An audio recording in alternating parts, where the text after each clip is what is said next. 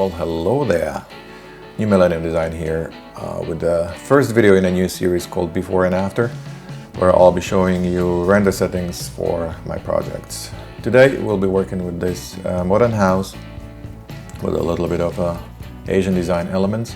Now for those of you that haven't seen the Lumion speed build of this house with the video rendering at the end of it, here is the link in the corner.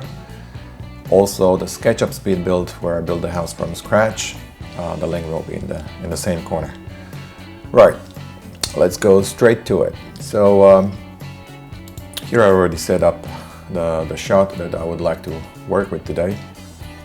So as you can see, there is no effects applied to it, so this is what we're gonna use as a base picture for our project today. So let's quickly render it so we know what it's gonna look like before and after. Okay, let's create a copy of it so we can start applying our effects. All right, let's start. We'll need sun, shadow, reflection, skylight, hyperlight. I think we're done in this category. Exposure, 2-point perspective, depth of field, and chromatic aberrations.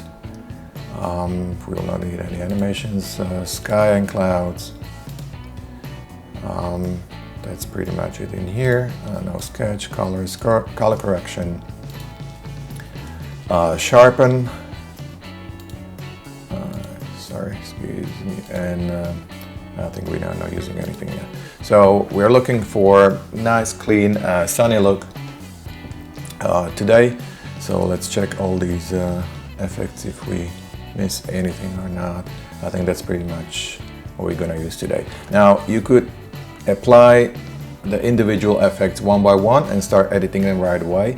But what I like to do, I put all of them that I'm planning on using at the same time and start working individually after that, because actually you would end up with the different results at the end of it, because these effects actually influence one another, and that is the reason why I just select them all first and then you can start working with them. So let's go from the bottom. Let's work with the sun. Now actually the sun is not bad, but we're just gonna adjust a little bit. We want, yeah, this is exactly what I want. I want to put a little bit of shadows on the grass to give it a little bit of depth. Well, we need to move the sun a little bit. There you go. We got a little bit of shadow of the tree, which gives it a little nice texture on the house as well. Let's adjust the height a bit back. There we go. That's pretty much okay. Next, let's work with the shadows. The range is okay. The coloring, now we are looking for sunny day, as I said, so we want the shadows to be quite warm. Brightness, there you go. You can see in here in the areas that are covered by the roof how the brightness of the shadow is changing.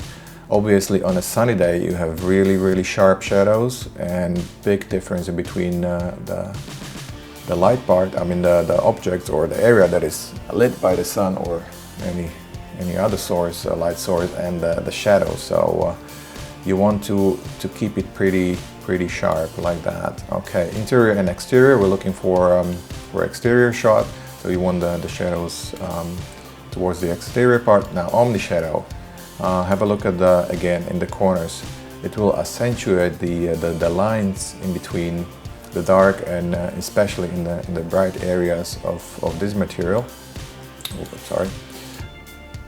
If I dial it up, you see the difference in here. Obviously we want to see the corners. We want to accentuate them a little bit, but you don't want to overdo it, otherwise it's going to look like dirty material. So somewhere around there should be okay.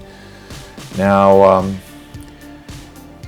let's turn on the fine detail shadow. No, I'm sorry, soft shadows first. Now have a look at the sharp shadows in here, how they're going to change. You see, now this is looking much more realistic. This is what it looked like in real life. You see, that was before and after. So that's a big change. That's actually change in Lumion 8 version. And now have a look at the grass and also in the tree when I'm gonna turn the fine detail on. You see the grass, immediately the tree as well. Only the leaves are actually lit by the sun on the edge of the branches are brighter, much brighter than the leaves actually inside, and that's what is the realistic look. So have a look at it again. There you go. So we're done with the shadows. Let's move on to reflection. Obviously, all the reflecting materials in your projects, especially the glass. Oops, that was a frame. Again, there is the glass. Any reflecting material could be a wooden floor in case it's nicely polished, or even a stone you want to apply the reflections to. In our case, we only have glass surfaces in here that are actually visible in the shot. Okay, there we go, that's it. You turn on the speedway reflections on, and we are done with the reflection settings. Skylight. Now the skylight you will not be able to see in here. You have to render it first before you see the changes. I just know from experience I want to see it somewhere over here. Let's move it down there. Turning the reflections planar and projected as well on, and the render quality high. Same thing goes for hyperlight. You will not be able to see the changes in here in the editor. Just know I want to dial it a little down. The only way you can see it when you render the picture and you compare the pictures before and after, and that's how you adjust changes if there need be. I'll come back to exposure later.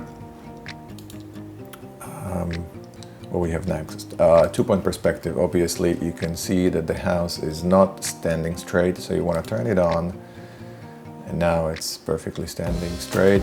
You can adjust the amount in here. Obviously we want the full on. You have to be careful when you're creating videos. You have to be really careful with the 2-point perspectives, because sometimes in the video it can look unrealistic if you just overdo it. What's next? Depth of field.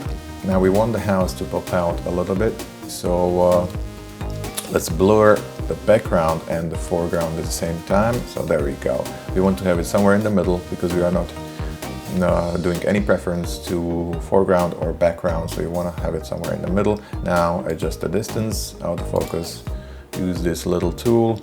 You put it somewhere in the middle of the house to make sure that even the background or the foreground of the house is nice and sharp. There you go. The sharp area size you can adjust in here. You can see the difference, how it is changing.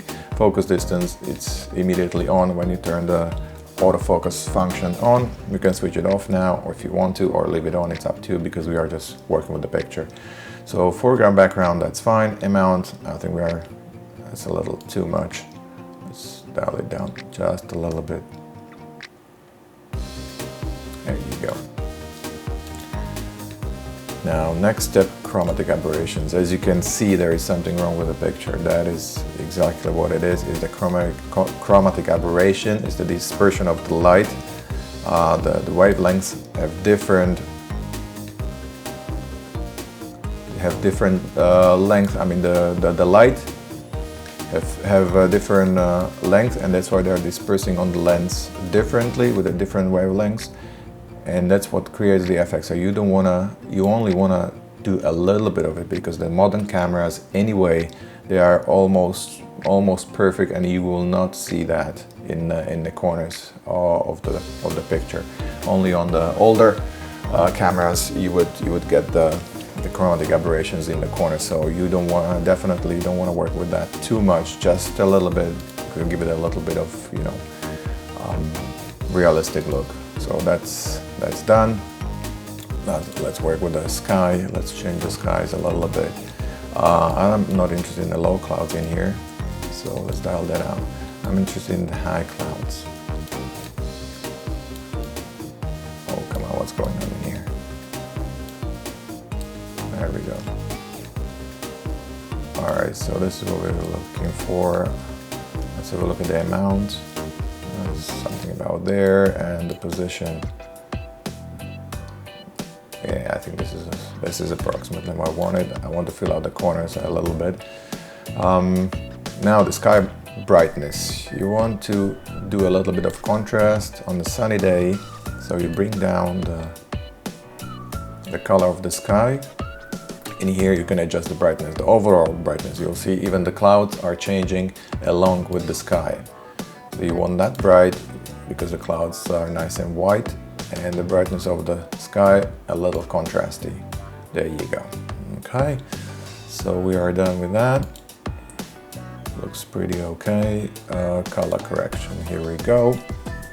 Now, because we're adjusting other parameters in here, we lost a little bit of the color, as you can see, so we want the color to pop out a bit, but not too much. So we put a little bit of vibrance, a little bit of saturation. It's a sunny, let's say summer day, so the colors are really nice and vibrant.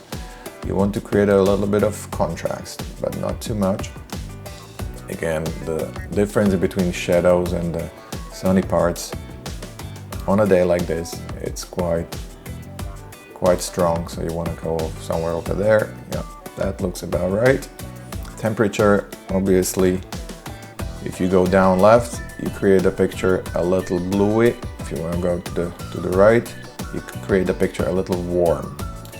So we want a little warmer, just about that. Okay, so we're done with the color correction and sharpening.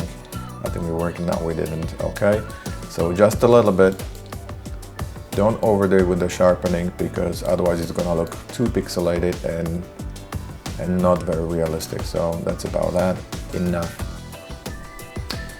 Okay, let me just double check very quickly what we got in here. If we need to adjust, I think that's about it. Thanks for watching. Stay well and stay creative.